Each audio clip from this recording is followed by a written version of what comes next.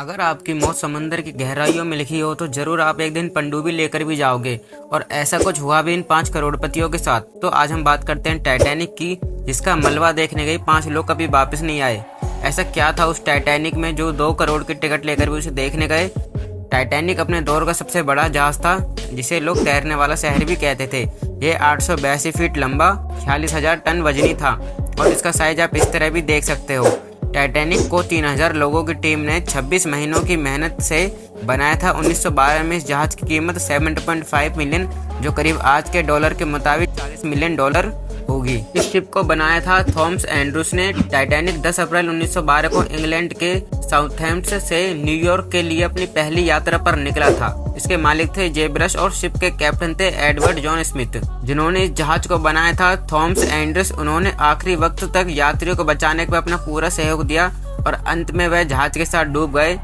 जो जहाज के कैप्टन थे उन्होंने भी अपना पूरा सहयोग दिखाया और वह लास्ट तक स्टीयरिंग पर बने रहे और अंत में जहाज के साथ डूब गए।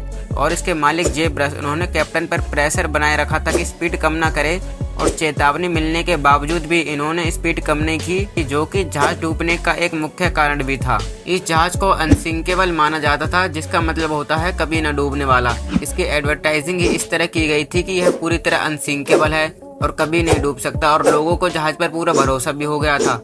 जहाज जब रवाना हुआ तो मालिक ने इसका ऐलान किया कि यह अनसिंकेबल है और कभी नहीं डूब सकता। और वाकई में टाइटैनिक को बनाने में जो टेक्नोलॉजी इस्तेमाल की गई थी वह काफी ज्यादा हाईटेक थी। और बात करें इसके इंटीरियर की तो यह जहाज बहुत ही ज्यादा लग्जरी और मॉडर्न स्टाइल का था।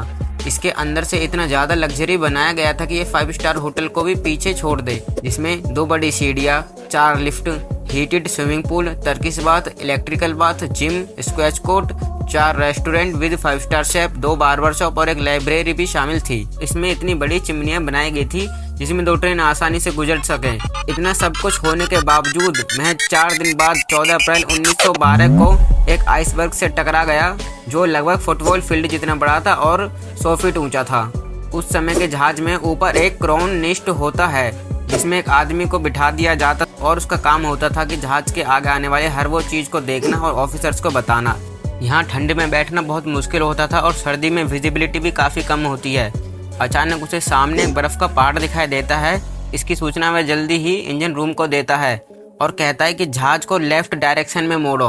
दुर्भाग्य से जब तक काफ़ी देर हो चुकी थी और जहाज 11:40 पर आइसबर्ग से टकरा जाता है। जहाज फ्रंट राइट साइड से टकराता है और घिसते हुए जहाज पर डेंट पड़ जाता है, जिससे जहाज में छेद हो जाता है। इस जहाज को अनसिंकेबल माना जाता था, जिससे इस पर पर्याप्त मात्रा में लाइफ बोर्ड भी उपलब्ध नहीं थे, क्योंकि उन्होंने सोचा था कि यह कभी डूब ही नहीं सकता।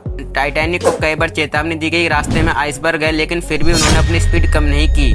वह जहाज को जल्दी से जल्दी पहुंचाना चाहते थे और रिकॉर्ड नाम दर्ज कराना चाहते थे। टक्कर होने के बाद भी लोगों ने लाइफ बोट्स का इस्तेमाल नहीं किया। 70 लोगों की जगह होने के बावजूद भी सिर्फ उसमें 20 लोग ही पहली बोट में गए, क्योंकि उनका पूरा विश्वास था ये अनसिंकेबल है और ये जहाज कभी डूब ही नहीं सकता। अब फर्स्ट क्लास वालों को लाइफ बोट में ज़्यादा प्राथमिकता दी और सिर्फ थर्ड क्लास के 25% लोग ही बचाए गए और अंत में जहाज आगे से डूब गया और बीच से टूट गए। संगीतकारों ने जहाज में अंतिम समय तक संगीत बजाया ताकि लोगों में भय का माहौल ना फैले। 2:20 पर जहाज बीच से टूट गया और लगभग 1500 लोगों के साथ डूब गया। इस जहाज को पूरी तरह अनसिंकेबल माना जाता था, लेकिन अंत में यह पूरा डूब गया और इसको चेतावनी भी दी गई थी, लेकिन उसने अपनी रफ्तार कम नहीं की और बस 3 घंटों में पूरा जहाज पानी के अंदर समा गया। प्रकृति काफ़ी शक्तिशाली है, इसके आगे कुछ भी नहीं टिकता, चाहे वह $400 मिलियन का अनसिंकेबल टाइटैनिक ही क्यों ना हो। इसमें लगभग 2000 से अधिक लोगों ने अपनी जान गंवाई। अगर आपको वीडियो पसंद आई हो तो प्लीज़ लाइक ज़रूर करना।